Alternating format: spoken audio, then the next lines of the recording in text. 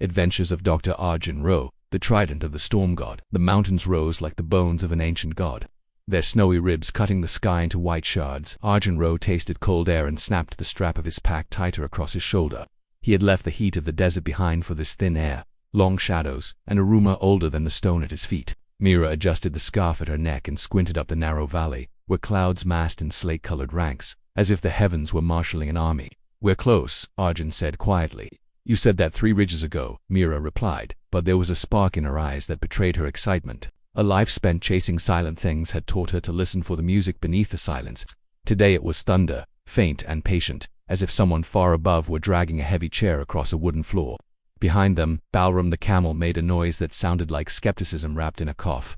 He hated stairs, he hated snow, he hated any terrain that did not resemble a market street and ended a pile of vegetables. But Meera had refused to leave him behind in just Ulmer, insisting against all practical wisdom that a loyal camel was worth 10 mules, and a good omen besides. Arjun had learned not to argue with Meera about camels or omens. They scrambled to a shelf of granite that offered a view down the valley. The river boiled white water braided with black stone until it folded into a sheer veil of spray.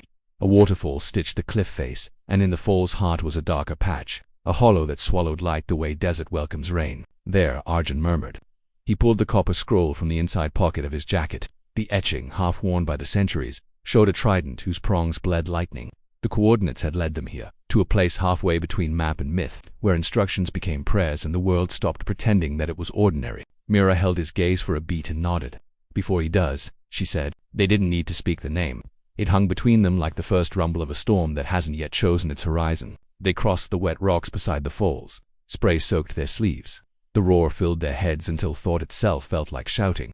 Meera found the grip point's first-worn niches cut by ancient hands and pulled herself into the water curtain, vanishing as if the mountain had taken a breath and swallowed her. Arjun followed. Then Balram coaxed, bribed, and insulted in equal measure came last, shouldering through the cold wall with a snort that implied deep resentment and a grudging respect for the drama of it all. Inside the falls, the sound softened from a hammer to a drum. The cavern beyond had been built, not carved in old temple's bones, under a cloak of living rock. 2 bulls flanked the passage, their profiles smooth with age, their eyes drilled so that water could spill like tears down their stone cheeks. Nandi Shiva's mount. The message was not subtle. Be humble, be true, be strong enough to kneel. They lit their lamps. The flame showed a corridor slung with shadows and lined with relief stars curled around a dancer. A woman with braided hair performing a graceful arc with her arm. A god whose smile held both tenderness and the promise of storms. The air smelled faintly of ghee and copper, as if 100 lamps had burned here recently. But dust lay on the floor like a patient memory.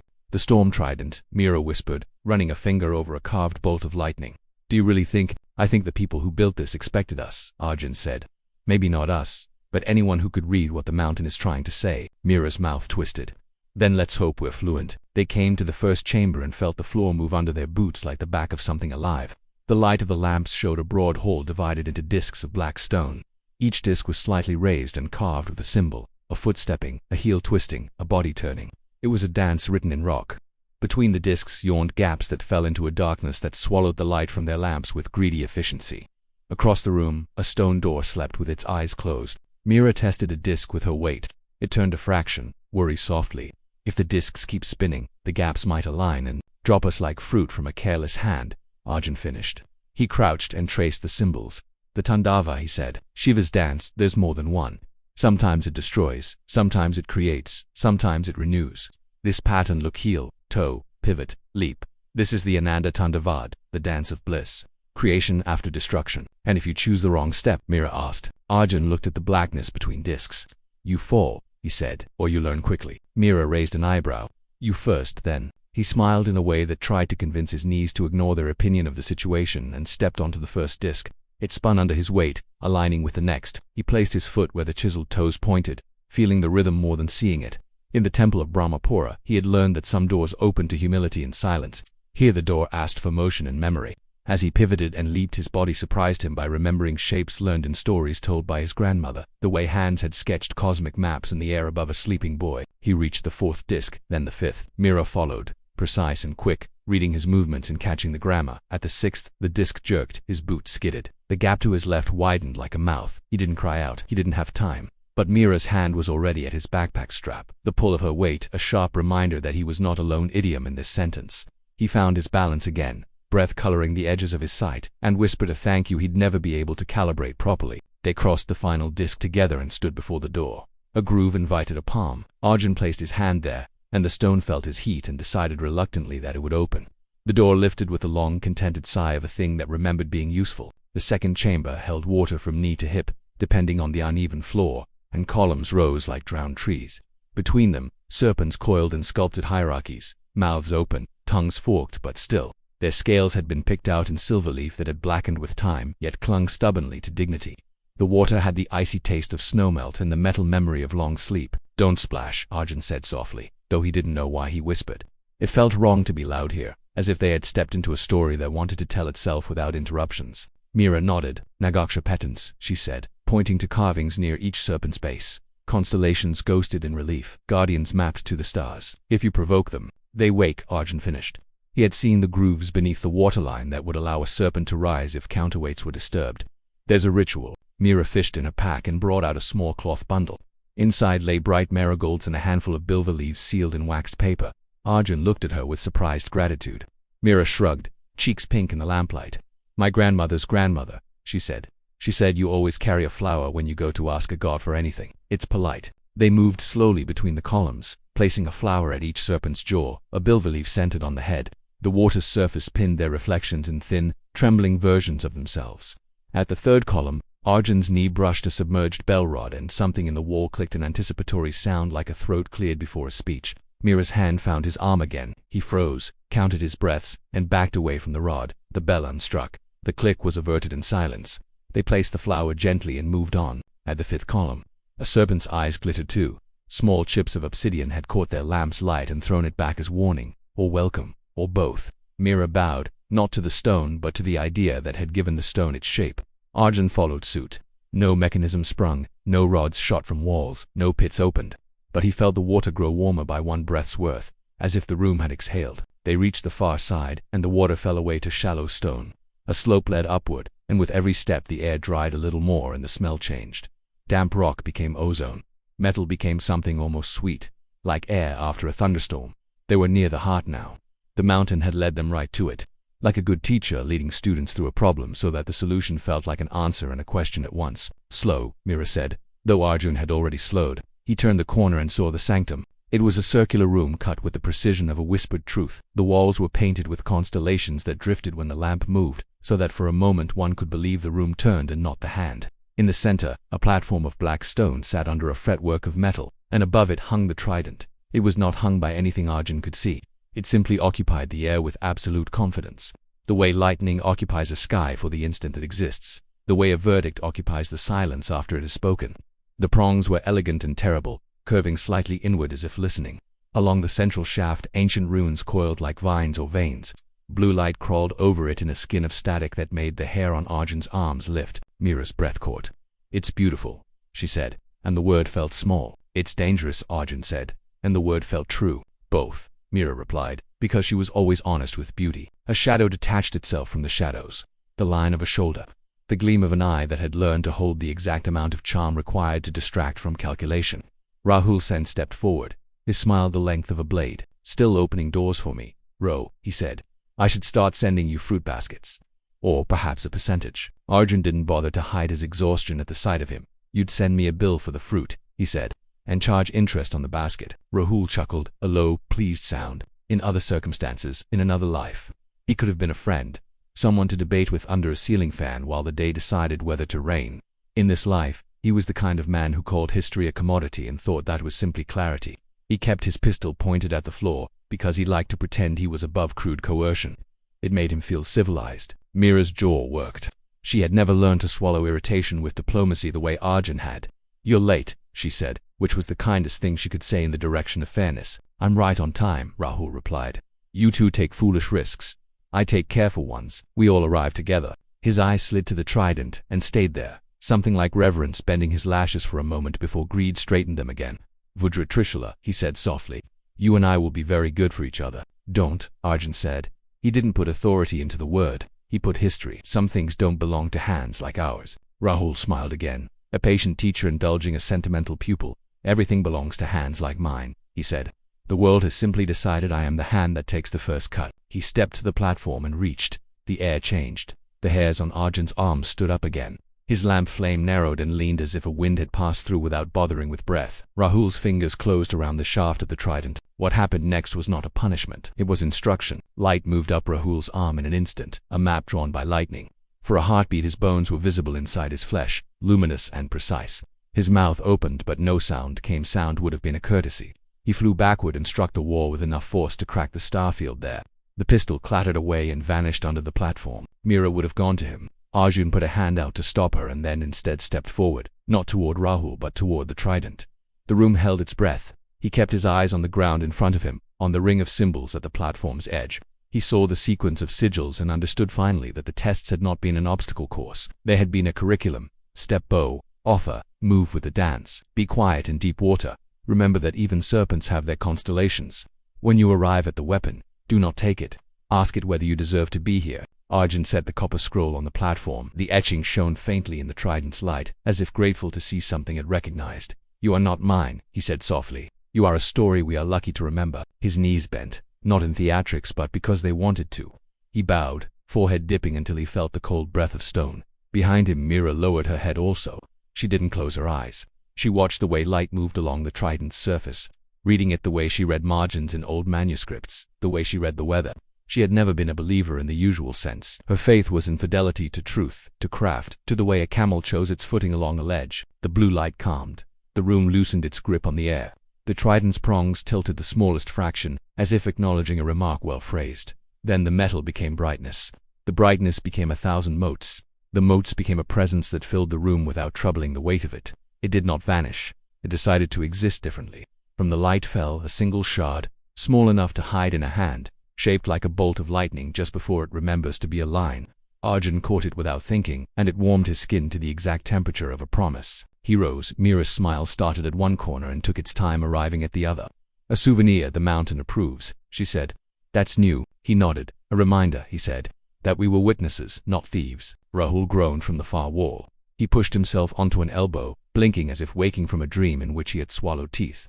His gaze fell on Arjun's hand, noted the crystalline shard, flicked to the platform and the trident's absence, and then back to Arjun with a look that contained, and tried to domesticate, surprise. He did not ask for the shard. He did not attempt to stand and make ceremony of apology or threat. He just watched, and in that watching something changed, not a conversion, nothing so unlikely, but a small understanding under the sulk of pain. Power was not a faucet one turned with a stronger hand. Sometimes it was a river that refused to be bottled. Help him, Meera said gently, surprising herself. Arjun crossed the room and knelt near his rival, his shadow, his mirror held to a darker light. You're not dead, he said, because men like Rahul appreciate a baseline. Thank you for your clinical clarity, Rahul managed. Give my regards to the lightning. Arjun offered his hand. Rahul stared at it with the suspicion of a man who has built his world upon the assumption that hands are either taking or striking. He took it anyway and stood, resettling his pride around his shoulders like a coat that had been dropped in a puddle. You came for a weapon, Arjun said. You found a boundary. Rahul's mouth shaped a smile that meant many things and promised none. And you came for a story, he said, and left with a trinket. His eyes flicked again to the shard. Be careful, even stories cut. We'll take our chances, Meera said. She had never liked the way Rahul made the air feel measured, like breath was a commodity priced per liter. They left the sanctum together, not as companions but as two arguments walking in the same direction. The serpent hall received them with the weary tolerance of elders whose warnings had been partly heeded. The disc chamber asked them pilotly to dance one more time. Rahul's steps were clumsy. Humility was not a rhythm his body knew. Meera guided him with a quiet word here, a pointed look there. In the world outside temples, they were opponents. Inside, they were temporary pilgrims under strict supervision. At the waterfall's veil, the mountain offered them back to the sky. The storm had cleared its throat for hours. Now it spoke. Thunder folded itself across the valley. The air smelled of rain and pine and the kind of electricity that makes a child's hair stand up in those photograph albums families open on holidays. They crossed the slick rocks and stepped into the world again. On the ledge, Bowram waited, chewing something that might once have been someone's mitten. He looked them over, counted, assessed, judged, and then turned his face toward the valley as if to say, if you insist on not dying, I insist on a carrot. Rahul leaned against a rock and fished a battered tin from his jacket. He extracted a single ginger candy and placed it on his tongue, as if it were the sacrament of a modern saint. Well, he said, my clients will be disappointed. They will of course continue to pay me to not be disappointed. There is an art to this. There is, Arjun said. You'll master part of it. Rahul's eyes slid to Meera. You should work with me, he said lightly. because he could not resist poking at the edges of people's loyalties the way a child cannot resist poking at a sleeping dog. I pay on time. I work where I can sleep, Meera replied. You snore. He laughed then, genuine and almost warm. Till next time, he said, and began the descent alone, his silhouette thinning into the weather until it became another line in the mountain's palm. Arjun and Meera didn't speak for a long while. They sat with Balram and watched clouds unravel into rain across the opposite slope. The shard lay in Arjun's palm, cooling now, faintly luminous, the way a good memory glows when you don't look at it directly. It was not a key and not a weapon and not a proof. It was a permission slip given by a teacher who had already seen the final exam. He did not know for what, only that soon they would be asked to show it. Would you have taken it? Meera asked quietly, if it had let you? Arjun turned the question over like a coin and listened to its ring. I would have tried to deserve it, he said, and then I hope I would have failed. Meera nodded. That answer had the shape of the man she chose to follow into caves and storms and jokes told badly but with love. We should get it catalogued, she said, ever practical. Proper chain of custody. Museum first, public record, before Rahul tells his version. Arjun smiled. He'll tell it anyway, he said. But yes, the world needs paper almost as much as it needs wonder. They began the careful path down from the ledge. The river found its voice again. The mountain resumed its silence. Somewhere below a village burned damp wood and boiled tea leaves in disgust. With the seriousness of people who serve consequences for sport, where the monsoon came early this year, Arjun slipped the shard into the velvet pouch they used for fragile things and tucked it away next to the copper scroll, which seemed lighter now, as if relieved. Balram led the way, as if keen to prove to the valley that even a camel could outpace a legend on a good day. At the edge of the forest, Meera paused and looked back. It was a habit of hers to thank thresholds. She did not speak. She simply faced the mountain and allowed her breath to count its breaths, and then she turned and followed. By dusk, they had found a road that pretended to be flat long enough to trick their calves into optimism.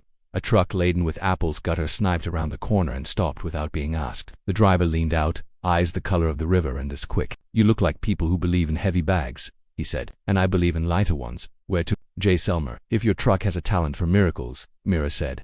But anywhere there is a roof and a kettle would be a poem. Roof and kettle I can write, he replied, grinning. Climb in. Leave the poetry to the mountain. They rode in the back among the apples, the scent of sweetness bruised by a few careless bumps. Balram sat regally, as if trucks had been invented to elevate camels to their rightful dignity.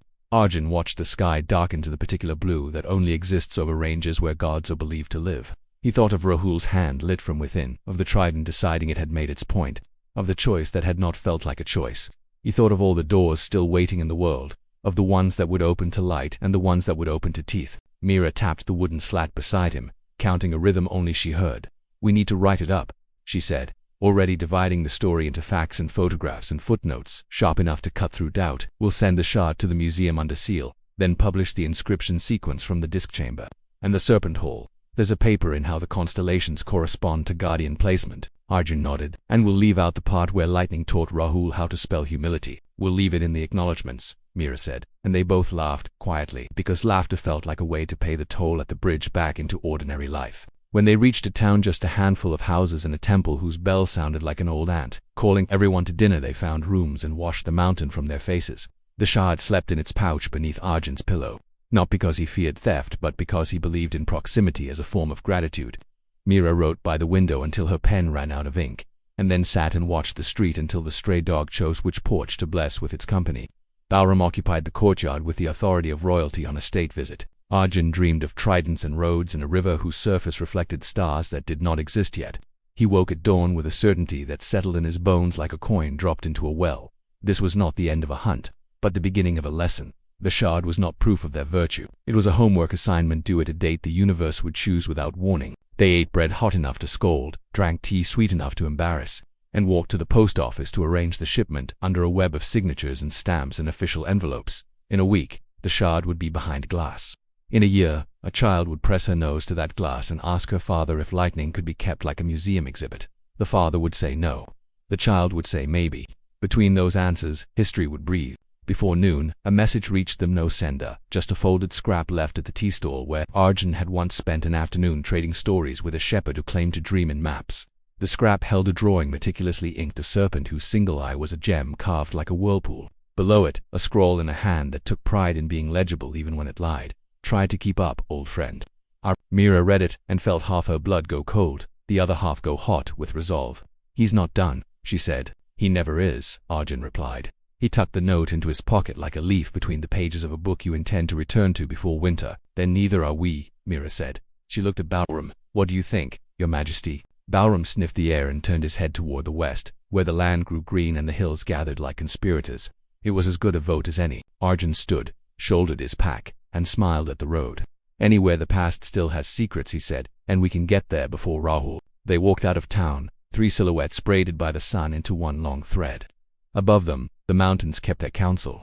Behind them, the waterfall continued to write its endless letter to the valley. And far away, in a room full of people who confused ownership with meaning, a man nursed a bruise shaped like a lesson and plotted a way to sell a future that didn't belong to him. The shard in Arjun's pocket hummed once, the soft contentment of a thing living exactly as it should, not as a trophy, but as a reminder. He didn't touch it. He didn't need to. He knew the lesson by heart now, or at least enough of it to keep walking. Power is not ours to keep, it is ours to respect. The road curved, the day opened, and the story, as stories do when told by travelers who listen more than they speak, became a map.